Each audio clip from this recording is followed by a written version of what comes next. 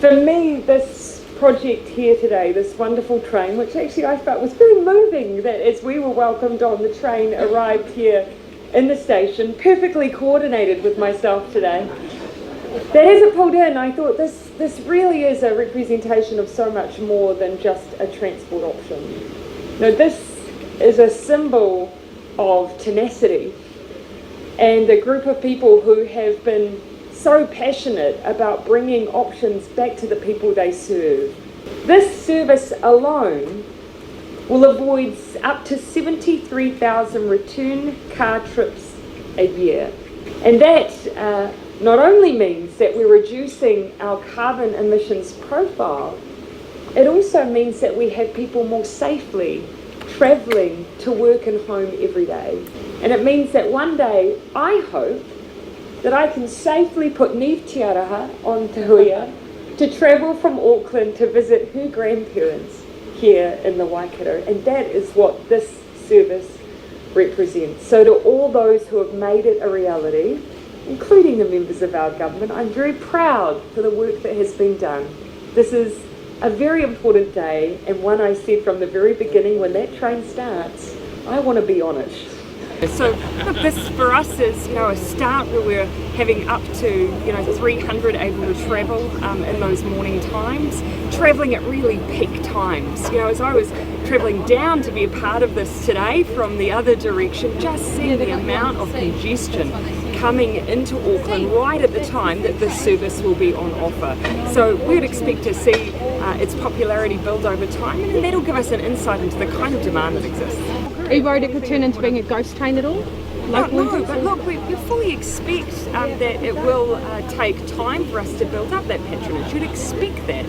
But it is very much built around those peak travel times that people will have, commuting between here and Auckland, and at a time, a travel time that is really competitive, and also with the amenities on board, that mean people are no longer sitting stuck in traffic, but we can be productive.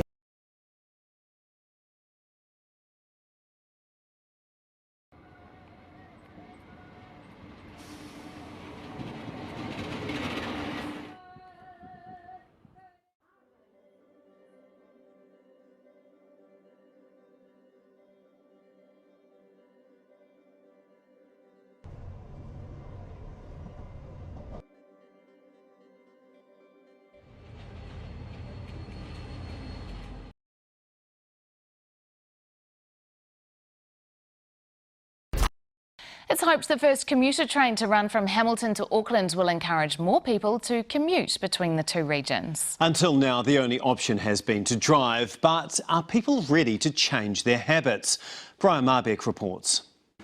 All aboard Waikato's newest mode of transport, the Prime Minister taking Te Huia for a test drive before the train opens to the public early next month. Twice in the morning and then coming back from Auckland twice. The $98 million project will connect Waikato to Auckland like never before. With capacity for 150 passengers per train, it has the potential to replace 73,000 return car trips each year. But there are concerns about whether enough commuters will use it. We fully expect that it will take time for us to build up that patronage. You'd expect that. But it is very much built around those peak travel times that people will have, commuting between here and Auckland. The train will depart twice a day from Frankton and Hamilton at 5:46 a.m. and 6:28 a.m. It will make 2 stops before the journey ends in Papakura. Those wanting to travel into Auckland City will then have to take another train to the CBD. The drive from Hamilton to Papakura takes just over an hour, but the train will take much longer, 98 minutes. On a moderately bad day in terms of the congestion on the southern motorway, it'll take you that long by car, and you'll have less certainty. You'll have certainty about how long this journey takes. In Huntly, where the train will stop, locals can't wait to use it. Going to go for a ride up there when it opens, just to see what it's all about. I will use it, yeah. I mean, I don't drive. Shopping-wise, I think stopping in Huntly will be good for the Huntly businesses. And there are hopes the new transport option will encourage more people to move to the region where housing is more affordable. Some people might use it to go into South Auckland. We don't get a lot of people commuting into the CBD from here, but I'm also hopeful that people from the surrounding area will come in and park and then use it to travel in. As for our Waikato born and raised Prime Minister, she can't wait for daughter Neve to one day use the service. I sleep in buses for her today, and she loves them. So public transport's really a crowd pleaser for her. Yeah. Transport officials are hoping it's also a crowd pleaser for Waikato commuters. Brian Marbek, Newshub.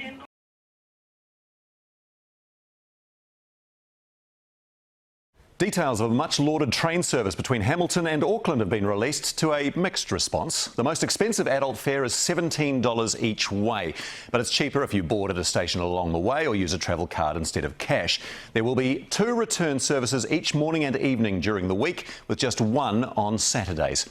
From Hamilton's Frankton station, it takes roughly an hour and 40 minutes to get to Papakura station on Auckland's southern border. There you'll have to catch another train to get all the way into the city, that 50-minute journey making it a 2.5-hour trip all up. For context, that's longer than getting from London to Manchester, which is more than twice as far, and only slightly quicker than going from Washington DC to New York, which is 3 times as far. Katie Bradford has reaction. All aboard Te Huia Express from Kirikiri to Tamaki Makaurau.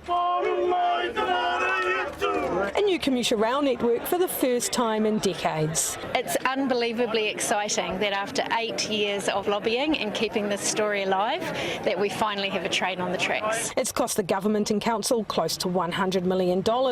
Passengers heading to central Auckland still need to transfer at Papakura, a full trip taking 2.5 hours. When you use a car, you end up ending up at Pocono, we call it the Takanini car park, and I mean it's just gridlock.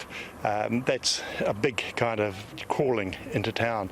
So this will be comparable to actually using the vehicle. Free Wi-Fi and coffee carts designed to lure commuters in and miss the gridlock.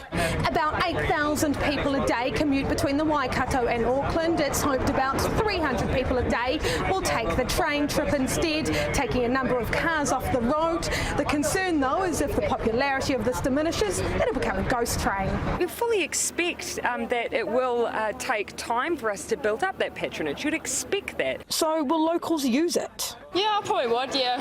Especially if you're going away for the weekend, like for a day off. Because it's something else to do. Hamilton's boring. My understanding is it stops in Papakura and then transfers. That's not good. I would be adding more times to incorporate everybody as opposed to just the people working there. The route is opening a better connection to cheaper housing in places like Huntly and Ngarawahia. Looking at how the kind of opportunities that develop along the corridor between Auckland and Hamilton in terms of economic development and housing. And for those who just want to see the sights of the Waikato, there will be some weekend services. It's the first step in this, I call it the renaissance of rail. All those involved hoping this venture will keep moving forward. Katie Bradford, One News. How many people a day are actually going to use this service? Well, we're aiming at 300 over 2 services every day. Is that full? Yeah, that's chocker. What happens if it turns into a ghost train? No, it won't do that because we'll give the tickets away if necessary. I don't think that'll be the case because the Waikato is growing so quickly, and you can see it. I mean, whether it be the housing, the industry, and the links between Hamilton and Auckland, it's going gangbusters. This won't fail. This will be a growth from success to success.